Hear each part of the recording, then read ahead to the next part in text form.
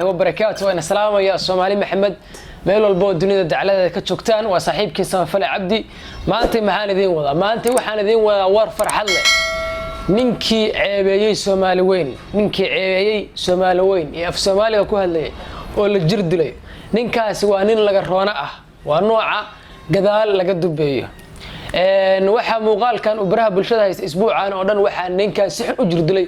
booliska Finland ninkan ayuu yahay horey ninkan wuxuu u sheegtay inuu ka soo jeedo gobolada waqooyi galbeed ee Soomaaliya anoo qabiil ma magacaabana laakiin si wuxuu ka soo jeedaa gobolada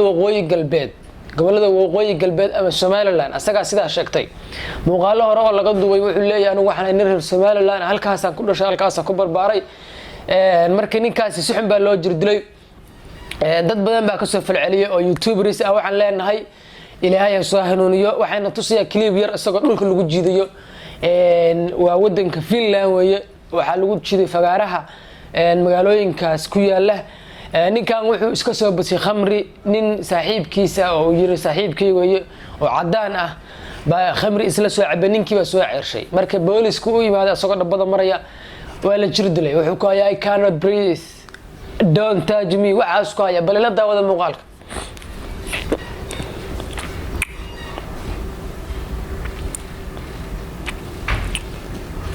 bal la daawada halkan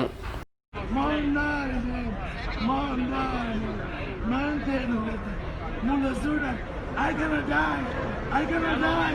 I gonna die. I bleed. I gonna die. سبحان الله وعدوا وينه بل محوس أسوق هلا عدوى وينه أنا واحد كل يقاني إن الباب كور الرفرية الباب كور رم بنتو إسكحري وقذال فرت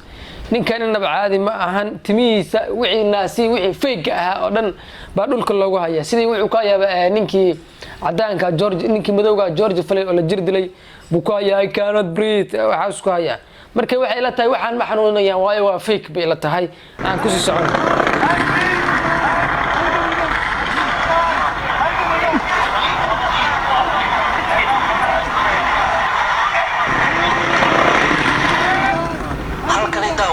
وموران مادي أي أمبلاس إن وجبين وحنا برشيلية إن ninkan ilaahay horta shartiisa naga qabto wuxuu ku hayaa Soomaaliya igu celiya wadankayga igu celiya laakiin waxay la tahay haduu Hargeysa ama Soomaaliya yimaado waa la jirdilaya ninkan waa reer Soomaaliya ku dhashay ku barbaaray Soomaaliya waxyaalaha aan la yaabay waxa kamid ah qof bay waxay ku difaacayaan qabiil bay ku difaacayaan salaano kale waxay sameeyaan hadda ninka waa reer Soomaaliland anagoo dhan magaca Soomaaliyeed weeye afkeeni uu ku hadlaya luqadeeni uu ku hadlaya waa ka damqarana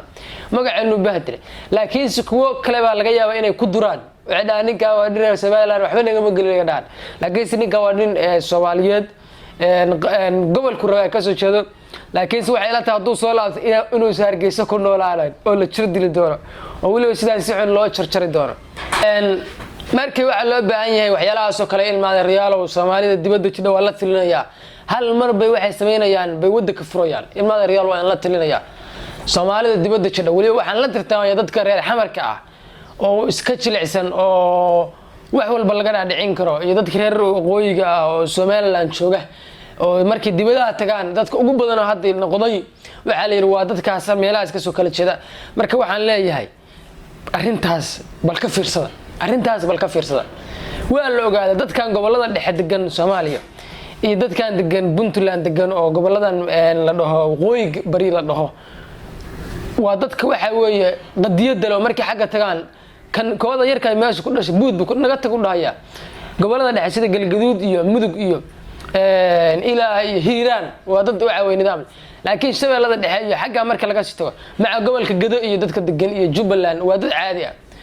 meelaha ugu daran waxa weeye oo dadka xagga markay tagaan ay ku fasaadaan waa dadka banaadiriga ah oo xamar magaalada Muqdisho iyo gobolada Hargeysa iyo wixii burca halkaas ka marka waxaan leeyahay bal arintaasi anigu igama ahayn inaan macnahay qabiil duraya ama cid duraya wallahi waa xaqiiqatan anigu inta laga garoono Soomaali kulli waxay leeyihiin anagu ama reer Muqdisho ama reer Hargeysa marka waxaan leeyahay arintaas laga dheeraado waxaan idin rajaynayaa khayr muuqaalka share gareeya si loogu waana qaato like saar muuqaalka subscribe garee aad